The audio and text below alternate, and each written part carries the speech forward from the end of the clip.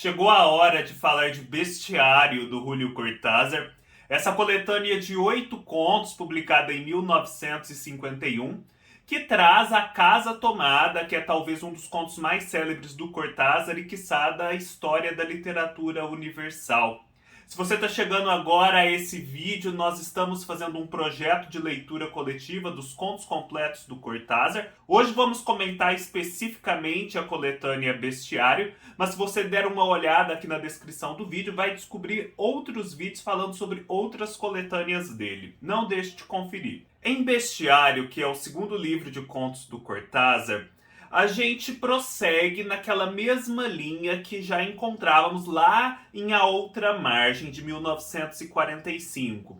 Ou seja, contos muito bem escritos, muito precisos, com um estilo muito magnético e envolvente, mas todos pontuados por situações estranhas, insólitas, por muitos estranhamentos, mistérios, de modo que o leitor, apesar de envolvido, apesar de chegar ao ponto final assim, rendido ao conto, acaba ele com certa perplexidade, com vários pontos de interrogação na cabeça. Isso continua aqui e talvez até avança um passo além, porque eu sinto que, em comparação com os contos de A Outra Margem, os contos de Bestiário são ainda mais insólitos, ainda mais desafiadores e eu arriscaria dizer um pouco mais cerebrais. Em A Outra Margem parece que há certa fantasia, certa exuberância dos contos. Aqui também existem muitos elementos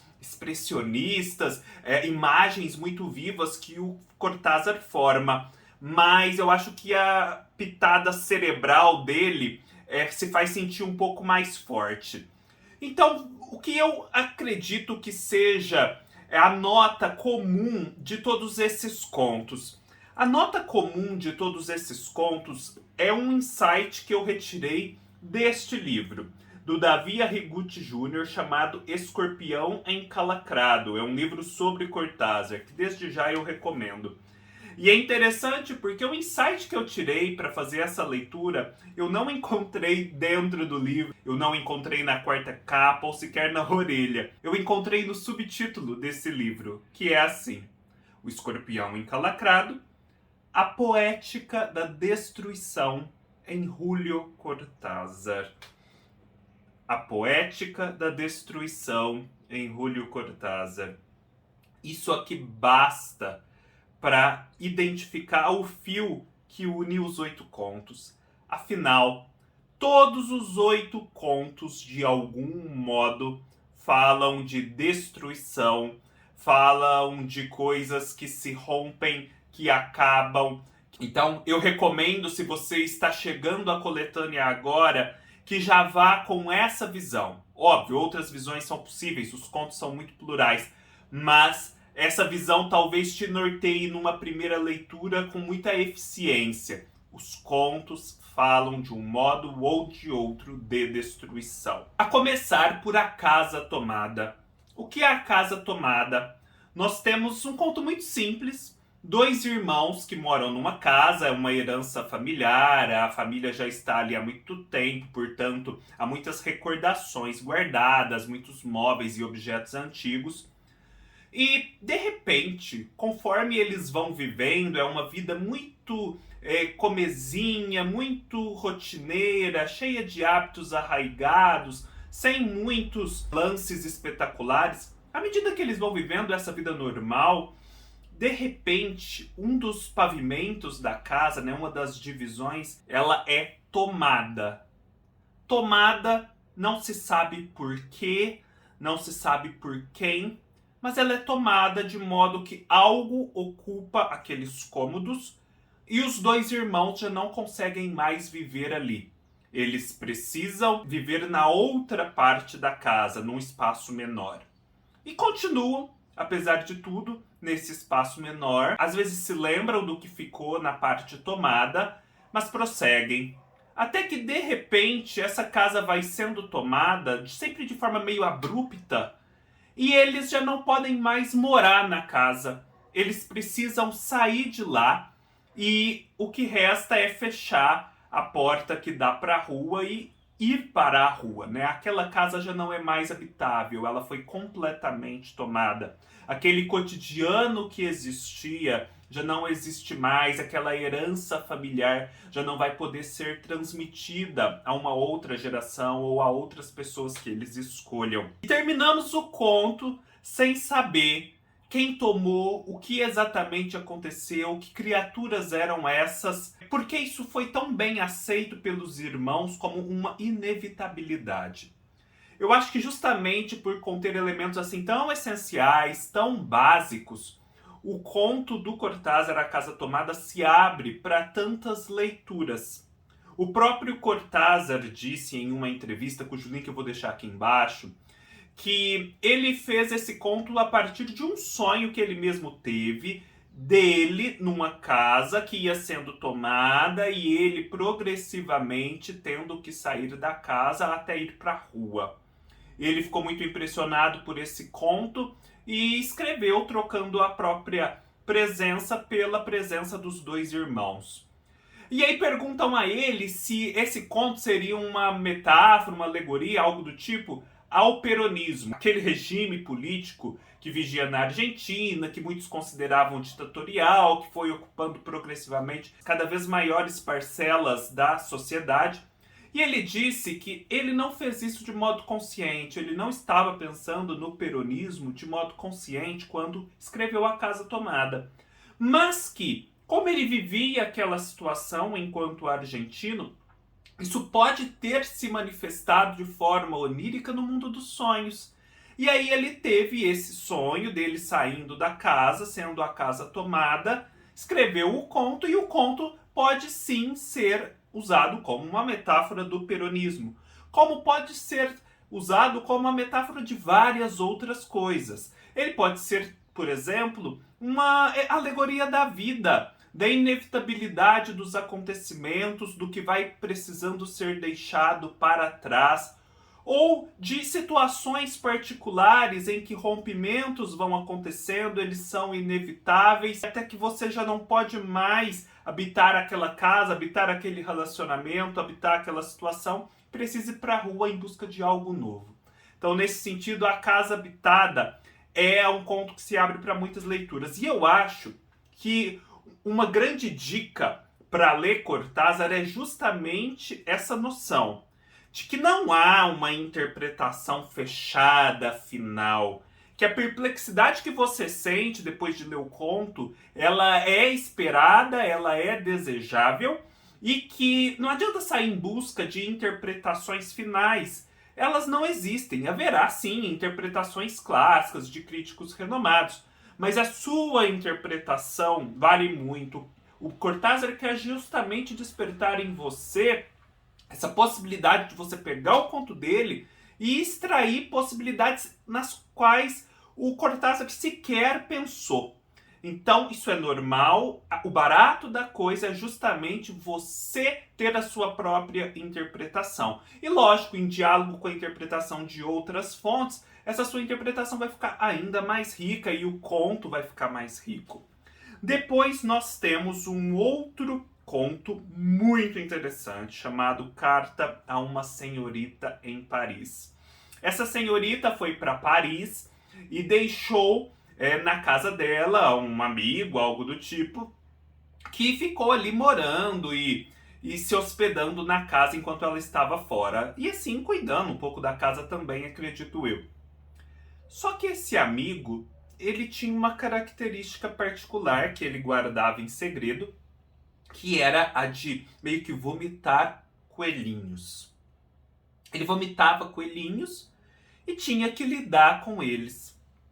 Só que ele controlava isso, ele conseguia cuidar desses coelhinhos sem chamar muita atenção. E ninguém sabia disso. Só que quando ele vai morar nesse ambiente estranho que pertence a outra pessoa, na intimidade de um outro alguém, ele começa a perder controle sobre essa sua capacidade. E começa a vomitar coelhinhos cada vez mais em maior número. E ele precisa cuidar desses coelhinhos, e esses coelhinhos já não podem ser escondidos, eles requerem cuidados, ele vai tendo que gastar mais e mais tempo, mais e mais recursos e energias na criação desses coelhinhos, e ele vai perdendo o controle, esses coelhinhos começam a destruir o apartamento, e ele vai escrevendo então uma carta se justificando à medida que essa situação se agrava, até o ponto em que já há tantos coelhinhos que ele não aguenta mais. E segundo o que ele deixa na carta, uma carta que não é enviada, mas sim deixada no próprio apartamento para quando a moça chegar, ele arremessou todos os coelhinhos pela janela a fim de solucionar esse problema de uma vez. E se você perceber bem nas entrelinhas, ele também se atira pela janela. Ou seja, no meio desse insólito todo de vomitar coelhinhos, nós temos uma história de progressiva perda de autocontrole, talvez de uma depressão profunda e, por fim, de um suicídio. O que são os coelhinhos?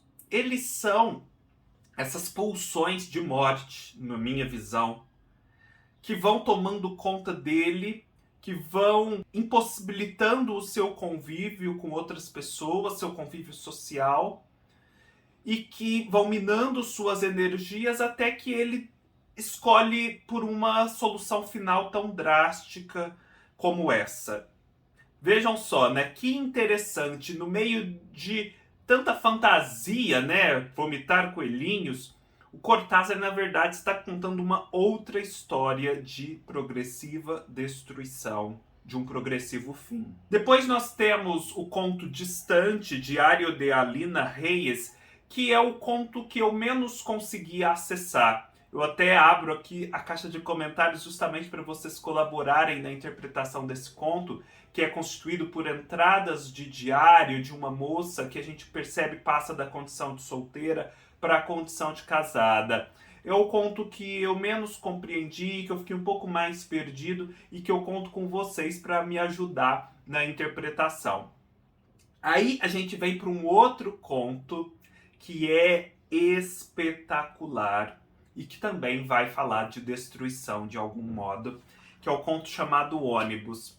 É um conto todo construído a partir da seguinte premissa: uma moça, um dia de sábado, salvo engano, ela é empregada doméstica, ela vai passear, é o dia de folga dela, e ela pega um ônibus. E esse ônibus tem um trajeto e passa por vários lugares, e ela paga para fazer um trajeto bem longo.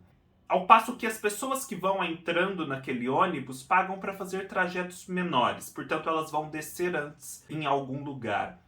E essas pessoas todas estão carregando buquês de flores, flores de diferentes tipos, e elas ficam olhando e encarando essa protagonista do conto.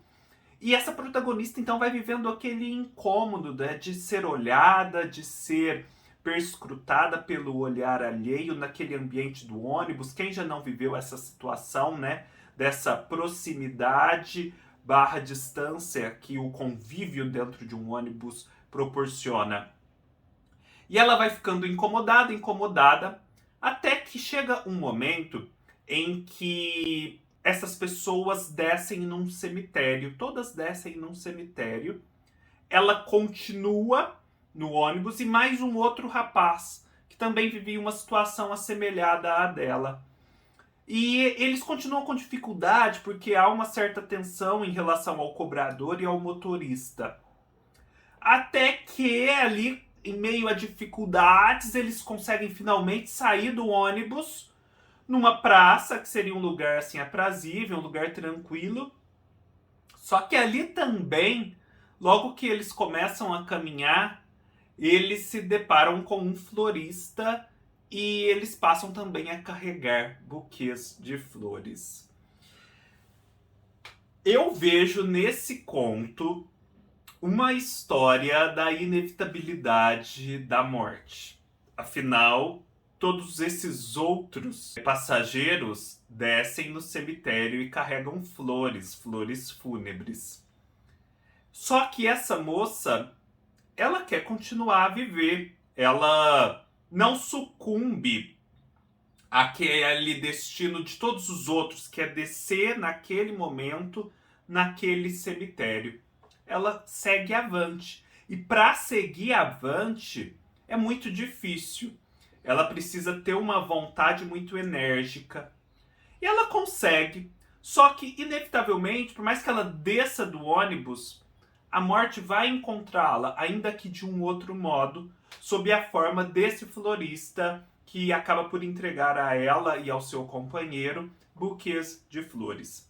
Uma outra leitura que eu acredito ser possível para esse conto é a de regimes políticos opressores, em que os outros passageiros, né, as massas, elas sucumbem àquele destino de tirania. Elas todas fazem os mesmos gestos, elas descem ao mesmo tempo naquele cemitério.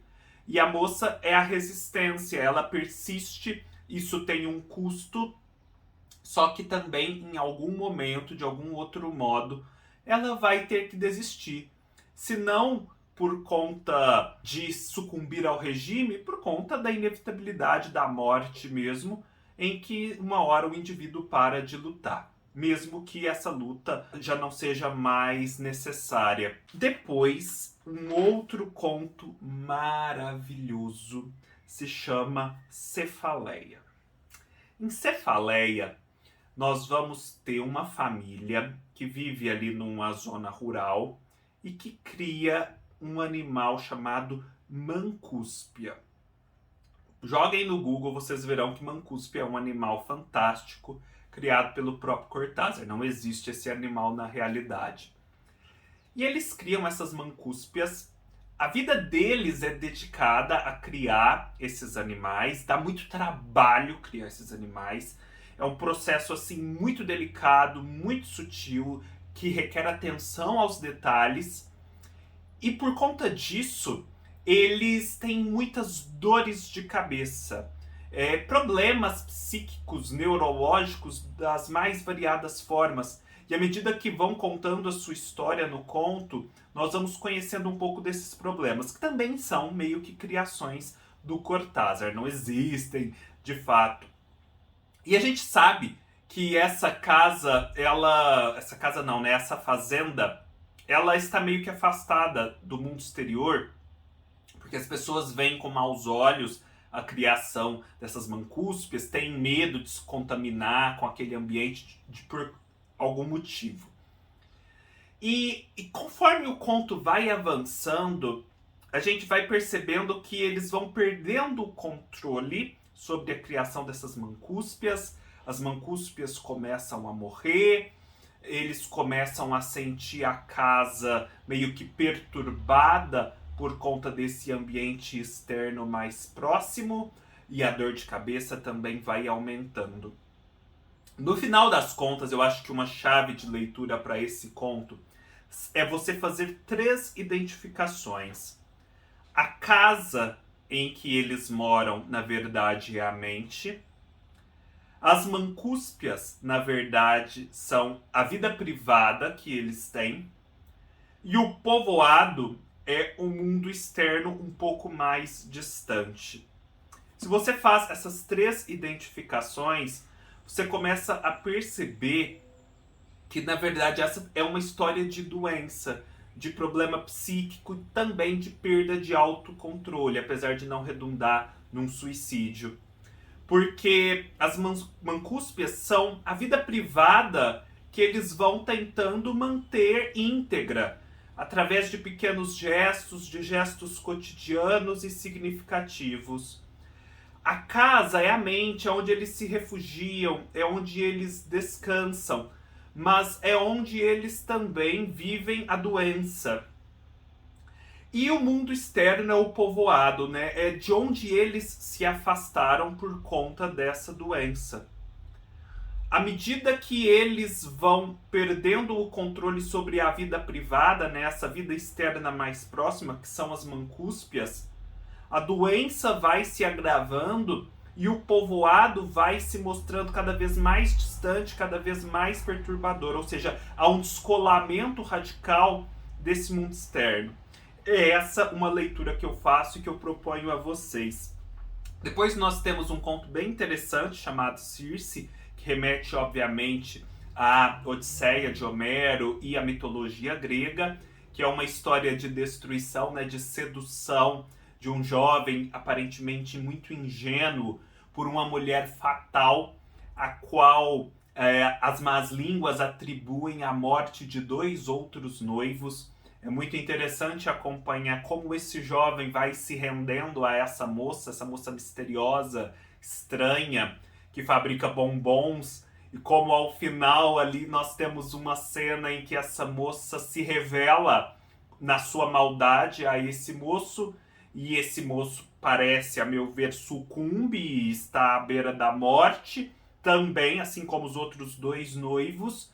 Só que mesmo assim, ele ainda está seduzido por ela, ele ainda está preocupado com ela, que começou a chorar vendo o que acontecia a ele, e vai então relatando essa sua apreensão.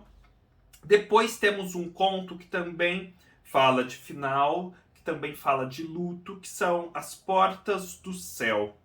E eu acho que nesse conto, que é a história de 2 amigos, um deles era casado com uma moça que parece ter sido uma prostituta, que ele meio que resgatou e transformou em sua esposa, e essa moça morre, e ele então vive o luto dessa perda, da perda desse amor.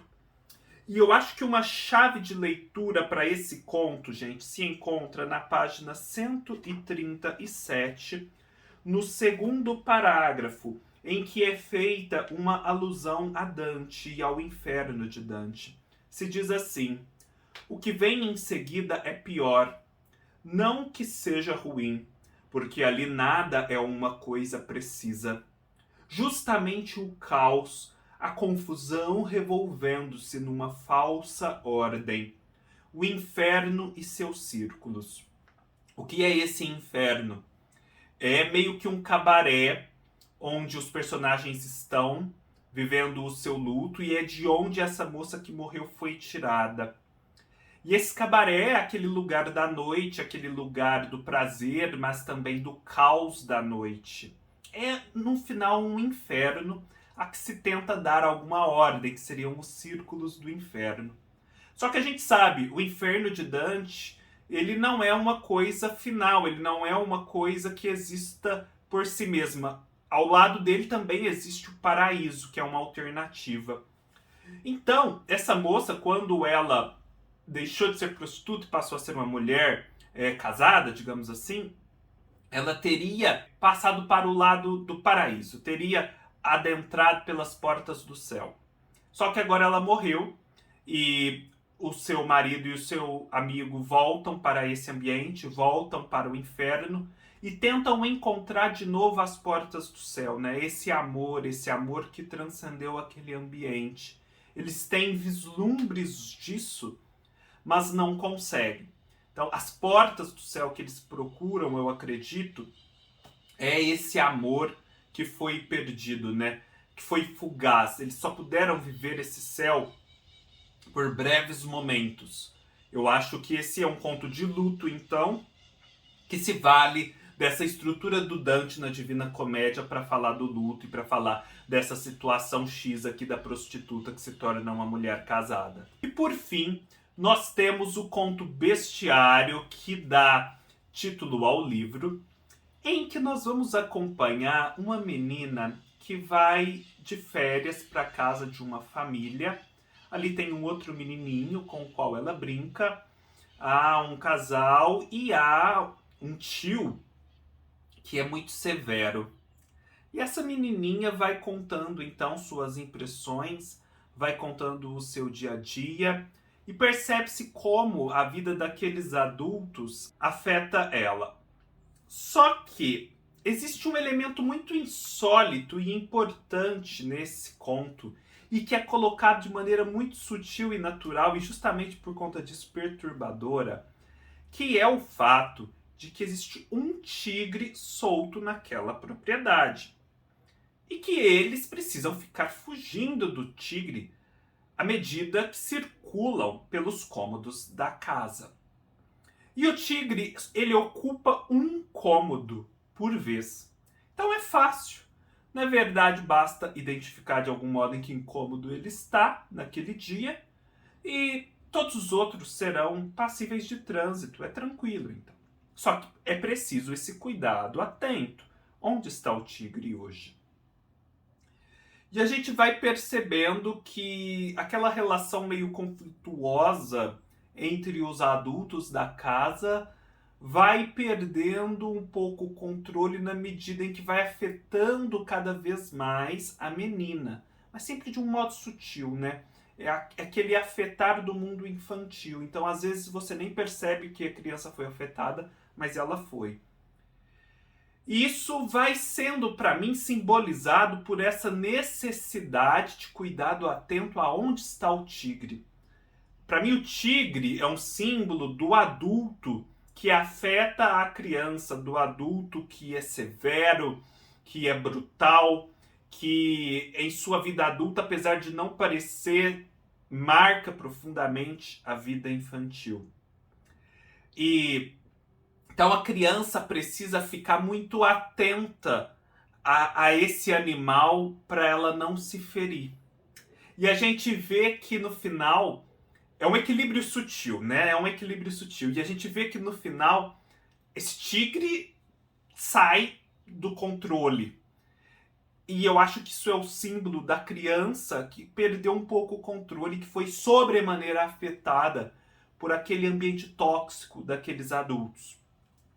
Então, pessoal, como vocês veem, o Cortázar ele se vale do insólito, do fantástico, para poder falar do mundo real. Falar do mundo real de modo que talvez um discurso mais direto não conseguiria dar conta dessa complexidade, de certas nuances.